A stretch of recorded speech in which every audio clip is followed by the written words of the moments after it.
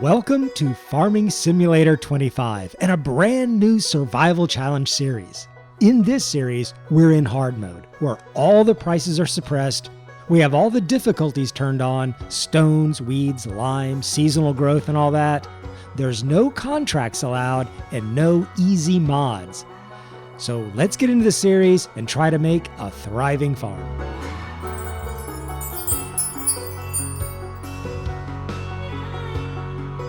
Okay, we're going to start from scratch and forego any starting farm, which would give us a big leg up with lots of things at our disposal that come from the starting farm. We're going to start with nothing, except for the minimum amount of starting money.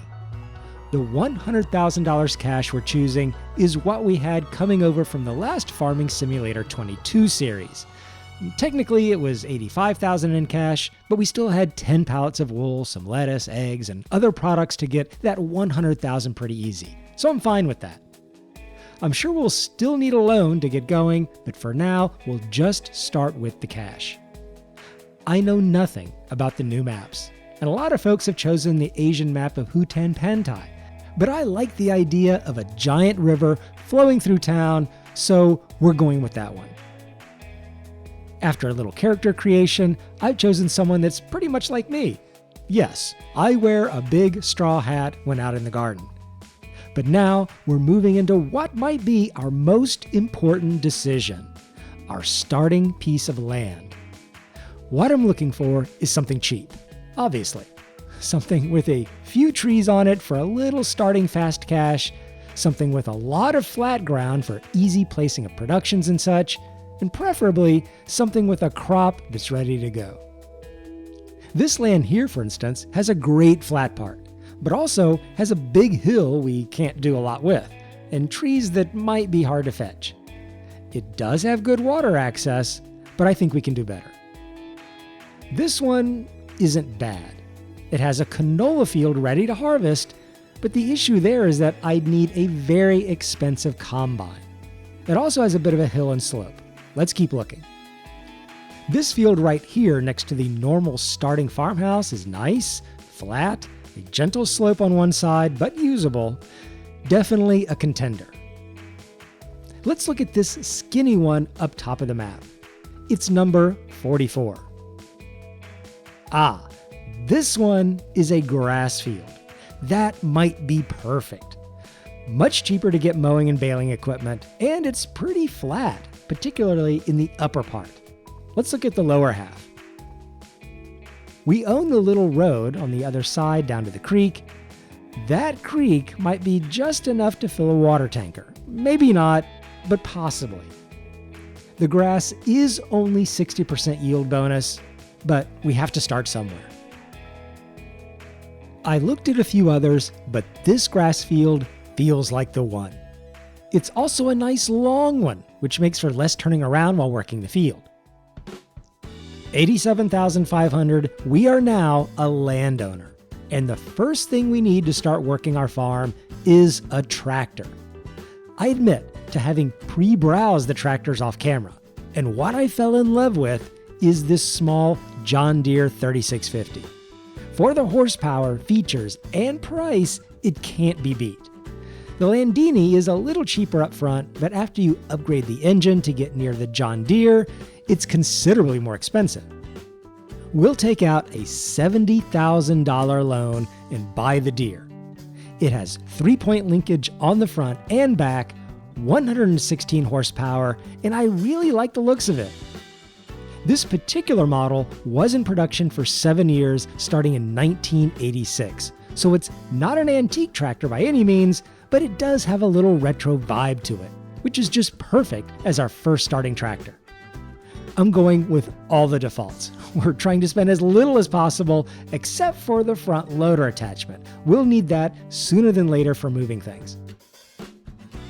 All right, we've got about $36,000 in the account. Now for a mower.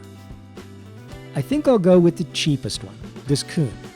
It's not only the lowest price, but I believe this one also puts the grass in a nice swath for easy pickup. And later, we can match it with the rear attachment for an even wider cut. Let's fire up our brand new John Deere. Listen to the sound of that. That sounds like a tractor. I love it. We'll hook up the mower and get to our field. Where exactly is it? It'll take a little getting used to the map. Okay, we'll head across the ferry. It's almost a straight shot to the farm. Let's see how the ferry works.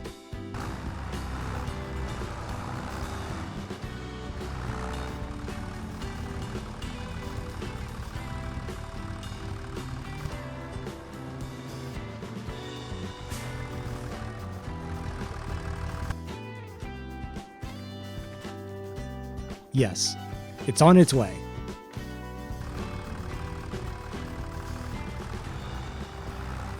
I wonder if we actually drive the ferry. And look at our timing. We're here to see one of the barges going along the river. Someday, that barge might be fully loaded with our grain. I really don't mind waiting for it to pass. It's good I got to see it. I guess we'll also have to wait for barge number 2, though, to pass. What are the chances of us catching both barges the very first time we want to cross? This may never happen again.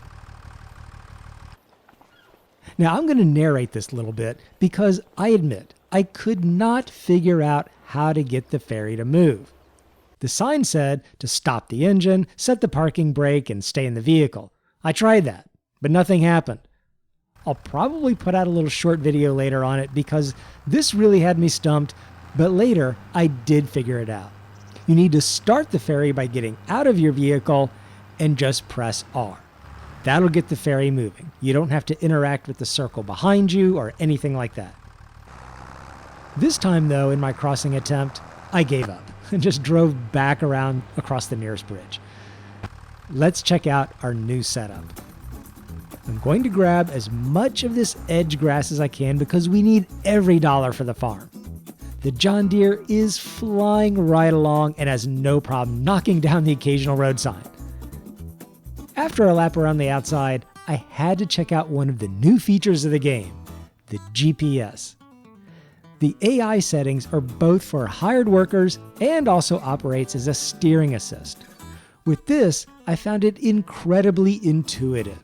You press and hold H to turn on the steering assist, do any little customization you want for your field, then tap H for it to follow one of the highlighted lines.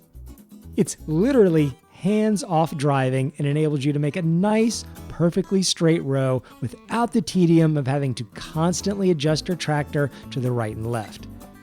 I wasn't sure how much I was going to really like this feature when I heard about it. And I am the kind of guy in real life that likes to do things by hand, the old-fashioned way. I even sharpen my own mower blades at home with a hand file. But this game feature, I liked. This is definitely a quality of life improvement, and I will be using it quite a bit. The mowing on the main part of the field is done. But I'm also going to mow the little lower piece and get as much of that field grass as I possibly can down here. This isn't high quality grass, but I'll guarantee you this is at least a couple bales worth, so it's definitely worth doing.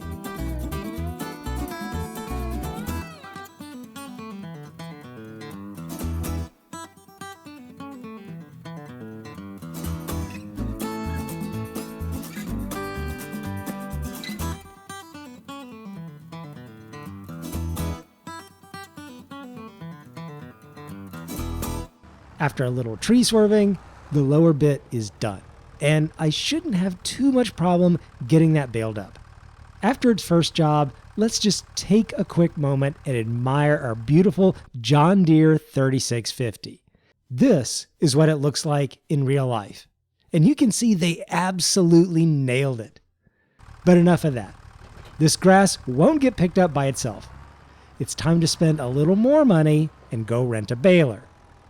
What I plan to do is wrap this grass for silage because we need this grass to bring in as much money as possible.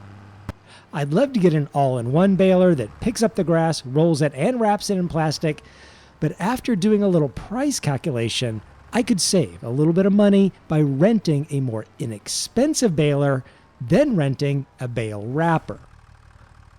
On our way back to the store, I decided to give the ferry another chance, and this is when I figured out how it works. Press R to call the ferry at the exclamation point if it's not on your side of the river, drive onto the ferry, get out of your vehicle, and press R. The ferry gives out a little honk and starts moving. It's that easy. Once it's docked on the other side, the gate will open and you're ready to drive off. Now to the baler. We're going to rent this beautiful little New Holland because it's capable of doing 150 centimeter bales. The Gowell is a little bit cheaper, but it only does 125 centimeter bales. So just to reduce the number of bales we're going to have to move around and handle, this one is well worth it for a fistful of dollars. Now look here. I think this ferry travel is going to work out great. When I bought the land on the other side of the river, I was a little worried about how long ferry travel might take, but it seems fine. It stayed on our side of the river where we left it. The gate was already open, so we could just drive on, and I did time it. It only took about 45 seconds for it to reach the other side. So we're going to be seeing a lot of this ferry. When we come back in the next episode, we're going to test out our rented baler to see how it works, try our hand at wrapping the grass, and work on our next plan to make money off this tiny little field, which I'm very proud of. Hope you enjoyed the first day getting started on the farm, and I'll see you next time.